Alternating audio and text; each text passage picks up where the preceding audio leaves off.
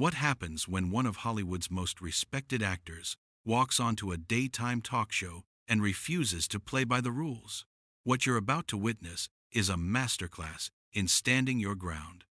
Denzel Washington, known for his powerful performances and even more powerful presence, found himself in a heated exchange that nobody saw coming. This wasn't scripted, this wasn't rehearsed, and what transpired left the entire studio audience in stunned silence. Before we dive into this incredible moment, make sure you hit that subscribe button and drop a comment below telling us what you think about what's about to unfold. The View's studio was buzzing with its usual energy as Denzel Washington made his entrance. The audience erupted in applause, the kind of genuine excitement that only comes when true Hollywood royalty graces the stage. Joy Behar, seated at the panel, wore a smile that seemed just a bit too practiced, the kind that veteran talk show hosts perfect over decades of interviews. Joy wasted no time cutting through the pleasantries. Denzel, welcome back. It's always a pleasure to have you here. Now, I want to jump right into something that's been on everyone's mind. You've been very quiet lately about political issues, and in today's climate, silence is often seen as complicity. Don't you think someone with your platform has a responsibility to speak out? The question hung in the air like a challenge. Denzel's expression remained calm, almost unreadable, as he adjusted himself in his seat. That's an interesting way to start an interview, Joy. You're assuming my silence means I have nothing to say. Joy leaned forward, her tone sharpening. Well, do you? Because we've seen other celebrities use their voices, take stands, and yet you seem content to just make movies and stay out of it. Some might call that privileged. Privileged, Denzel repeated, his voice low and measured. Let me ask you something, Joy. When did having an opinion become more important than having an informed opinion? The audience stirred, sensing the temperature in the room beginning to rise. Joy's smile tightened. Are you suggesting that people who speak out aren't informed? I'm suggesting, Denzel said, his eyes never leaving hers, that there's a difference between speaking out and performing outrage for applause. I've lived long enough to know that the loudest voice in the room isn't always the wisest one. Joy's co-hosts exchanged glances, but she pressed on. So you're saying people like us, who do speak out daily on issues that matter, are just performing? I didn't say that, Denzel replied, his tone still even. You did. But since we're here, let me ask you this. How many times have you changed your mind on something after shouting about it on national television? How many times have you woken up the next day and thought, maybe I should have listened more and talked less? The studio fell into an uncomfortable silence. Joy shifted in her seat, clearly not expecting to be put on the defensive.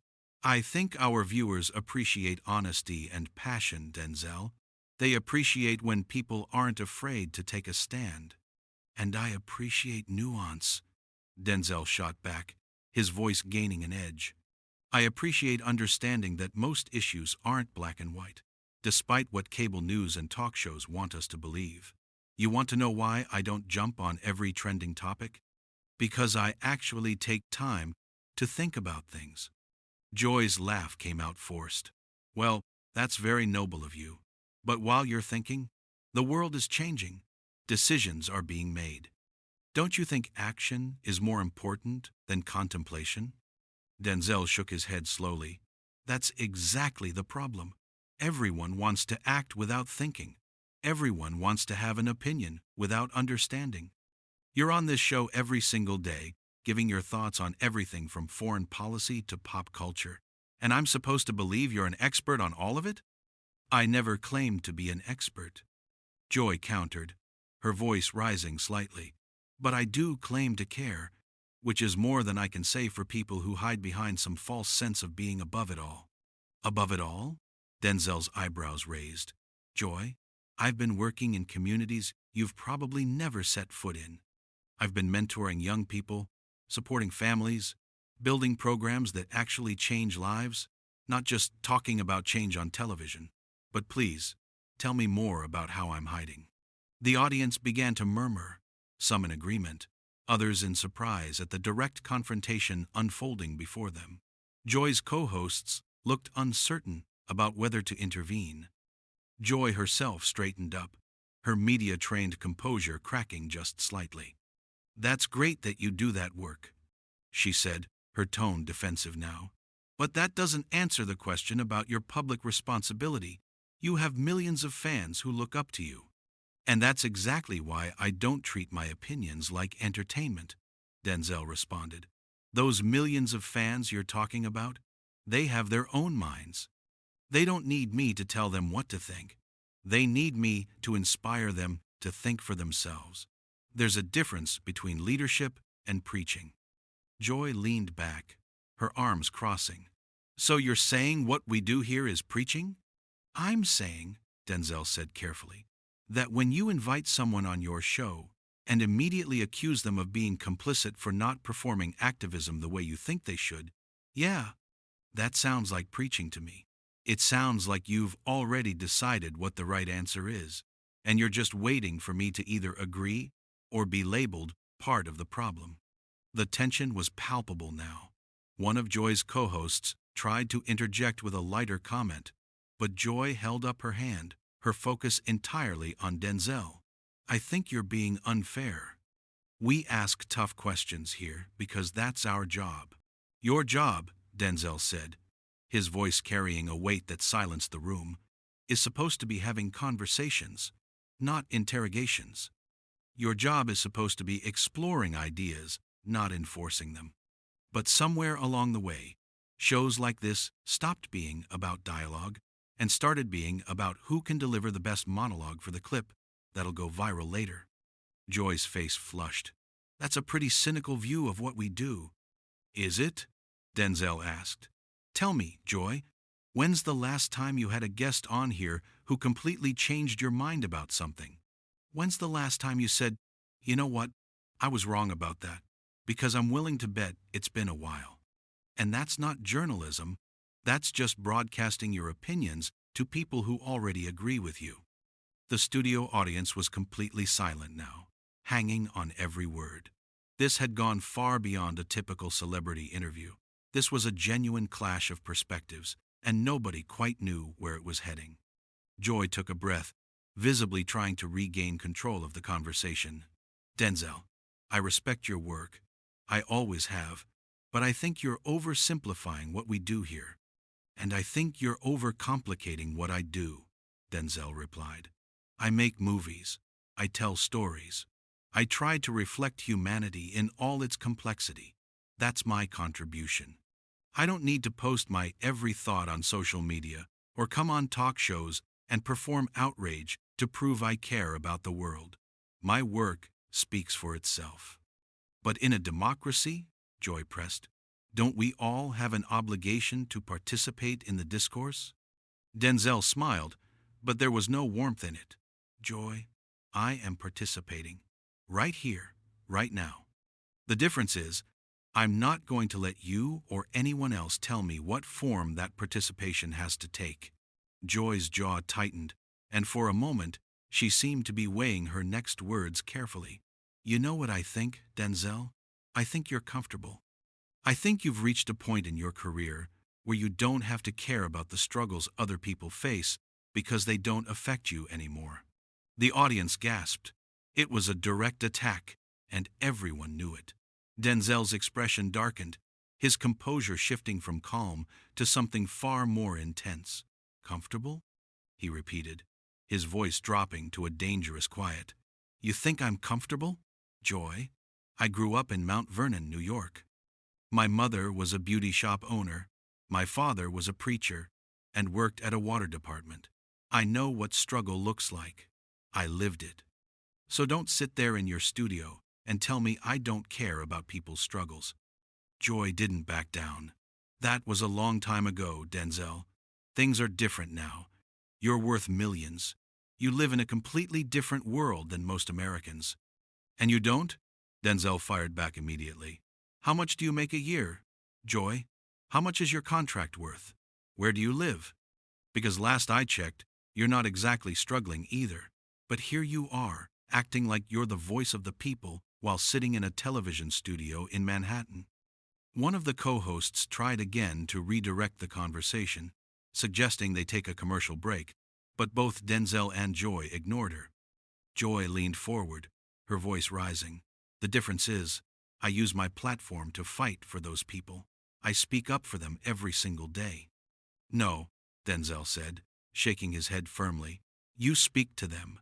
You tell them what to think, how to feel, who to blame. That's not fighting for people. That's fighting for ratings. And there's a big difference between being an advocate and being a commentator who advocates. Joy's voice took on a sharp edge. So, now you're questioning my integrity? You're saying I don't genuinely care about the issues I talk about?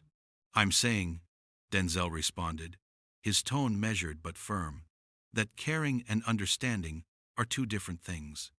You can care deeply about something and still be completely wrong about how to address it. Passion doesn't equal correctness, Joy. And the problem with shows like this is that they confuse the two. Give me an example, Joy challenged. Give me one example of where you think we've been wrong. Denzel paused, and a slight smile crossed his face. You really want to do this? Because we can go through a whole list of times this show has jumped to conclusions, pushed narratives that fell apart, or vilified people who turned out to be innocent. But that's not even the point.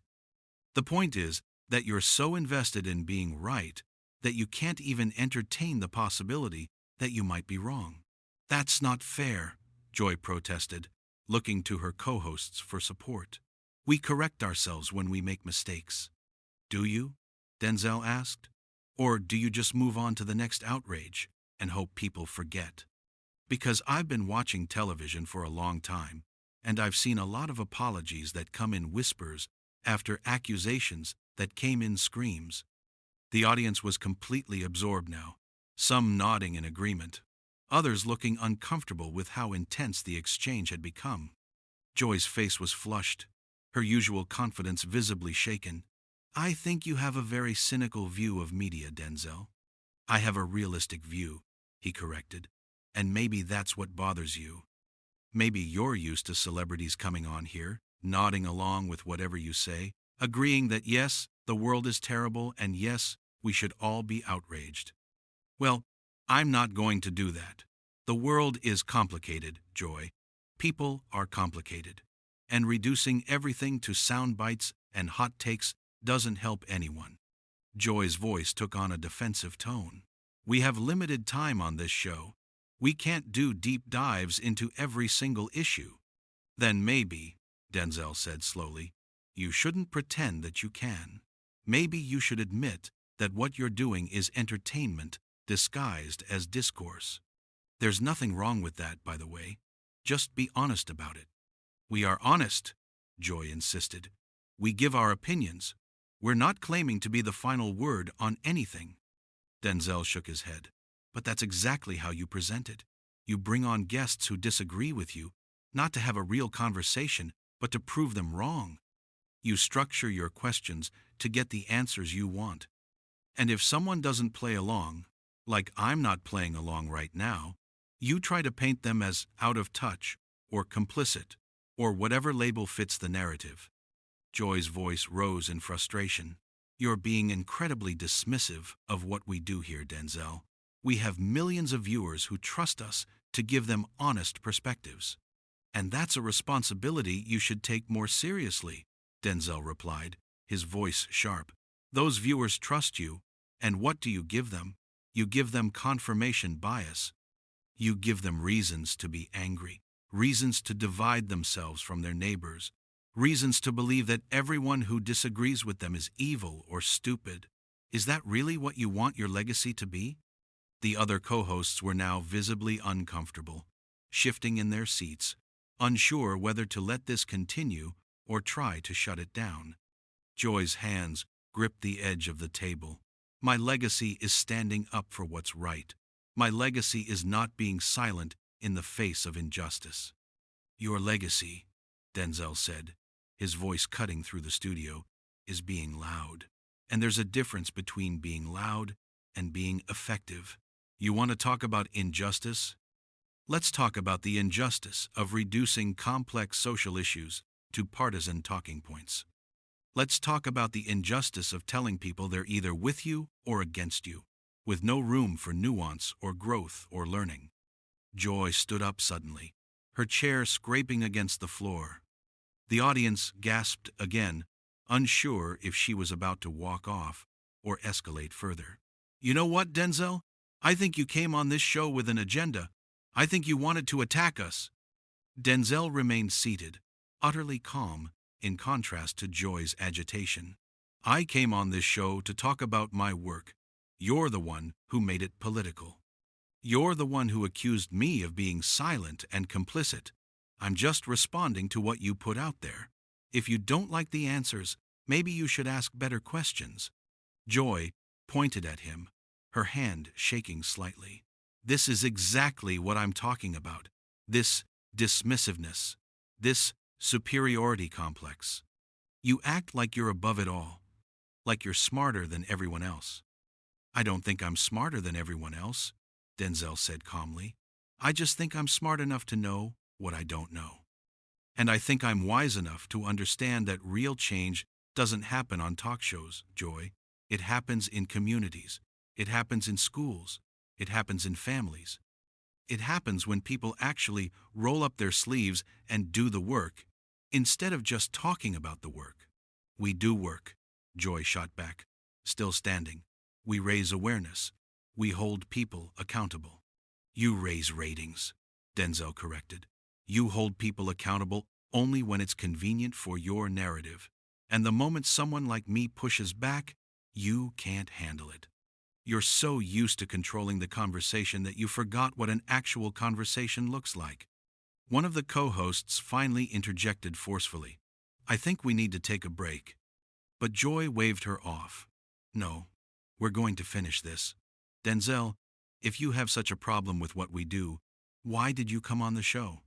Denzel leaned back in his chair, a slight smile playing at his lips. Because I was invited. Because I thought maybe, just maybe, we could have a real conversation.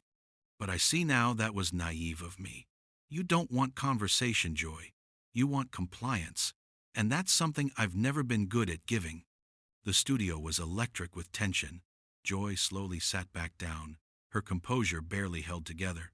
I think our audience can see who's really being divisive here. I think your audience, Denzel said, his voice steady and clear, is smart enough to make up their own minds about what they just witnessed. That's what I've been saying all along. People don't need us to tell them what to think. They need us to give them something worth thinking about. The tension in the room had reached a breaking point. Joy's face was set in a hard expression, her voice cutting through the silence. I think you're being unfair to suggest that asking you about your influence and responsibility is somehow out of bounds. Denzel's eyes flashed. Unfair? You want to talk about unfair? Let me tell you what's unfair, Joy. What's unfair is reducing decades of work, decades of showing up, decades of trying to do right by the craft and by the people whose stories I tell, into a referendum on whether I'm woke enough for your audience. What's unfair is this assumption that I need to pass some kind of test to prove I'm on the right side of history. Whose history, Joy? Yours? That's not what I said, Joy protested, but her voice lacked its earlier confidence. But it's what you meant, Denzel countered. Every question you've asked has been designed to put me on the defensive, to make me explain myself, to justify my choices. Why? Because I won't perform activism the way you think it should be performed? Because I won't reduce complex issues into Twitter-friendly statements? Because I actually think before I speak instead of just reacting to every controversy that comes along? Joy's voice rose sharply. So everyone who does speak out, who does use their platform, they're just performing? They're not sincere? Denzel's hand came down on the table. Not quite a slam, but close enough that several hosts jumped slightly. Don't twist my words, Joy. I never said that. What I'm saying is that there are different ways to make a difference. Different ways to use whatever influence you have. And just because my way doesn't look like what you think it should look like doesn't mean it's wrong or insufficient or cowardly. The audience was completely still, barely breathing, as they watched the confrontation escalate. Alyssa Farah Griffin attempted to interject. Maybe we can all just take a step back and... No, Denzel said, his voice firm but not unkind toward Alyssa. No stepping back. This conversation needs to happen. Joy started something here, and we're going to finish it. Because this isn't just about me. This is about this whole culture of demanding that public figures constantly prove themselves, constantly demonstrate their worthiness, constantly perform their values for an audience that's never satisfied. Joy's voice was cold as ice. If you're so opposed to using your platform, why did you come on this show at all? Denzel's laugh was sharp and humorless. Because I thought we could have an actual conversation. Because I thought maybe, just maybe, we could talk about art, about storytelling, about the work itself, without it turning into an inquisition about my political scorecard. Clearly, I was wrong. So this is our fault? Joy gestured to herself and the other hosts. We're the problem for asking questions? You're the problem when you use questions as weapons, Denzel replied, his voice steady but intense. You're the problem when you pretend to be having a conversation, but you're really just trying to catch someone in a contradiction or force them into a corner. That's not journalism, Joy. That's not even good television. That's just gotcha culture dressed up as important discourse. Joy leaned forward, her eyes blazing. I have been doing this for decades, Denzel. I know how to conduct an interview. Then conduct one, Denzel shot back immediately. Ask me about my craft. Ask me about the choices I make as an actor. Ask me about what drives me, what scares me, what excites me about the work. But don't sit there and act like my worth as a human being is somehow tied to whether I'll give you a soundbite about whatever political topic is trending this week. The other hosts exchanged uncomfortable glances. This had gone far beyond a typical heated debate. This was personal now, raw and unfiltered. Joy's voice trembled slightly. Whether from anger or something else, it was hard to tell. You're being incredibly disrespectful right now. Disrespectful, Denzel repeated, his voice dropping to a near whisper that somehow carried more weight than his earlier volume. You want to talk about disrespect? What do you call it when you invite someone onto your show under the pretense of promoting their work and then spend the entire time trying to make them look bad? What do you call it when you ignore everything they've actually accomplished to focus on what they haven't said publicly? That's disrespectful, Joy. That's disrespectful to me, to your audience, and to the very idea of honest conversation. I think you're being paranoid, Joy said, but her voice lacked conviction. Paranoid, Denzel echoed, shaking his head. No, Joy. I'm being aware. There's a difference. I'm aware of what this is. I'm aware of the game being played here. And I'm choosing not to play it. That's not paranoia. That's self-respect. Whoopi tried once more to redirect. Denzel, let's talk about your new film. That's what you're here for, right? Denzel Tour. Joy's hands gripped the edge of the table, her knuckles white. You know what I think, Denzel? I think you're so used to being praised and admired that you can't handle being challenged.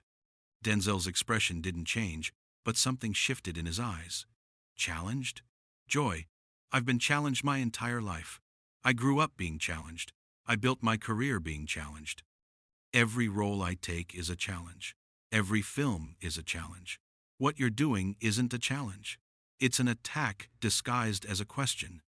And if you can't see the difference, that's on you, not me.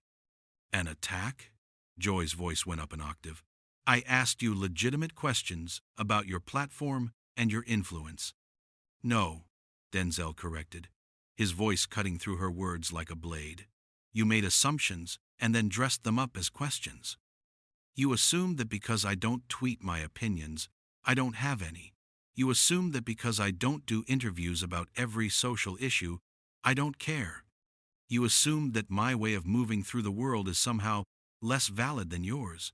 Those aren't questions, Joy. Those are judgments. Sarah Haynes made one more attempt to ease the tension. I think there might be some miscommunication happening here. Denzel turned to Sarah, his expression weary but not unkind. No, Sarah, there's no miscommunication. We're communicating just fine. The problem is what's being communicated. Joy wants me to be something I'm not, and she's upset that I won't pretend otherwise.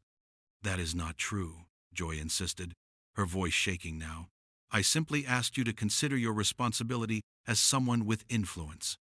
And I told you, Denzel replied, his voice dropping low and dangerous, that I consider it every single day, Joy, when I wake up, when I choose a project, when I work with young actors, when I make decisions about how to use my time, my money, my energy.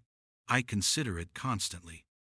What I don't do is broadcast every consideration, every action, every thought to satisfy people who think they have a right to audit my conscience.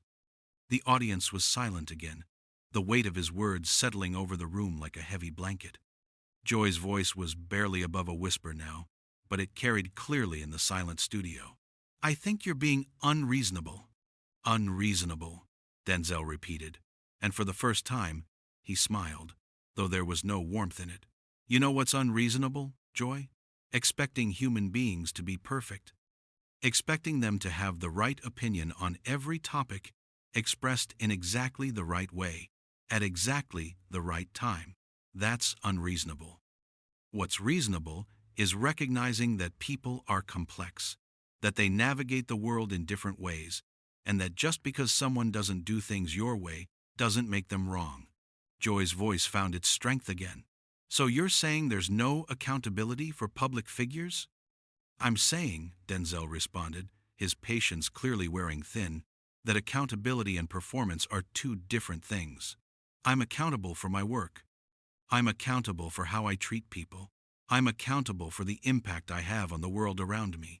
What I'm not accountable for is living up to your expectations of who I should be. That's the distinction you seem unable or unwilling to make. Whoopi put her hand on Joy's arm, but Joy shook it off. I don't think I'm the one being unreasonable here, Denzel. Of course you don't, Denzel said, his voice heavy with meaning. That's the problem, isn't it? You think that because you're asking the questions, you're automatically in the right, but sometimes the questions themselves are the problem. Sometimes the entire premise of the conversation is flawed from the start. Ana Navarro spoke up, her voice cautious. Denzel, do you think there's any validity to what Joy is trying to say? Denzel turned to Ana, considering her question seriously.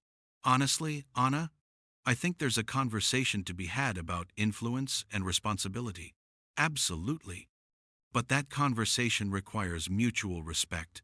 It requires not assuming the worst about someone. It requires actually listening instead of waiting for your turn to make your point. And that's not what happened here today. Joy's face was flushed, her voice tight with barely controlled anger. I have listened to you, Denzel. No, Joy, Denzel said quietly. You've heard me. There's a difference. Listening means actually taking in what someone is saying, considering it, maybe even letting it change your mind. Hearing is just waiting for them to stop talking so you can respond. You've been hearing me, but you haven't been listening. That's not fair, Joy protested weakly. Fair, Denzel repeated, and he laughed, a short, bitter sound. We're back to fair again. You know what, Joy? Maybe life isn't fair. Maybe conversations aren't fair. Maybe the fact that I have to sit here and defend my entire existence while you get to play prosecutor from behind your desk isn't fair. But it's real. This is what's happening right now. This is the reality of being a public figure in this moment. You either play the game or you get attacked for not playing. Well, I'm choosing option 3. I'm calling out the game itself. The other hosts sat in stunned silence. Even Whoopi, usually quick with a comment or a joke to break tension, seemed at a loss for words. Joy's voice was cold and controlled now. I think you're making this into something it's not. Am I? Denzel leaned forward, his intensity filling the space between them. Because from where I'm sitting, this is exactly what it looks like. A talk show host who decided before I even sat down what narrative she wanted to create. A host who sees a successful black man and assumes he must not be doing enough, must not be saying enough, must not be enough, period. And when that man refuses to play along, when he stands up for himself, he's defensive, he's difficult, he's problematic. That's the script, isn't it, Joy? Joy's eyes blazed. How dare you make this about race? I'm not making it about race, Denzel replied, his voice steady as steel. I'm acknowledging that race is part of the context, just like it's always part of the context. You can pretend it's not if you want, but that doesn't make it true. And the fact that you're so quick to deny it tells me everything I need to know. Alyssa Farah Griffin looked directly at the camera, clearly trying to wrap things up. We're going to take a break. No, Denzel said firmly. No breaks. We finished this now. Joy wanted this conversation, so let's have it. All of it.